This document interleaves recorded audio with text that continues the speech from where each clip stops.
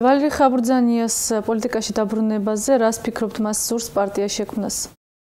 ეს ძალიან კარგია რომ პარტია უნდა შექმნას მე მასთან ახლა რაიმე კონკურენციული შური ან ისეთი ქვენაგრძნობები არ გაკავშირებს და არ მაწუხებს მის მიმართ. ერთადერთი მე მაინტერესებს რატო ჩაქონდა მას წლების მანძილზე ჩვენზე ცუდი ინფორმაცია მოსკოვში. ახლა ჩვენ არც ის გვინდა რა ქვია კრემლს ჩავიხუტო და არც თეთრ სახლს. ჩვენ არც კრემლის აგენტურა ვარ და არც თეთრი სახლის, მაგრამ ბატონ ხაბურძანიას და მის მეგობრებს მოსკოვში ჩაქონდათ და აუცილებდნენ ძალიან ცუდ ინფორმაციებს თქვენს მონამორჩეზე და ლეიბორისტულ პარტიაზე და თანაც რა ასპექტში, რომ ჩვენ ვართ ვაშინგტონის ამერიკის აგენტები. ეხლა ამერიკაში ჩაქონდათ სააკაშვილის ჯგუფს, რომ ჩვენ ვართ მოსკოვის აგენტები, გახსოვთ რუსეთის აგენტები, ხო? აი ეს მაინტერესებს ეს რატო გააკეთა მან?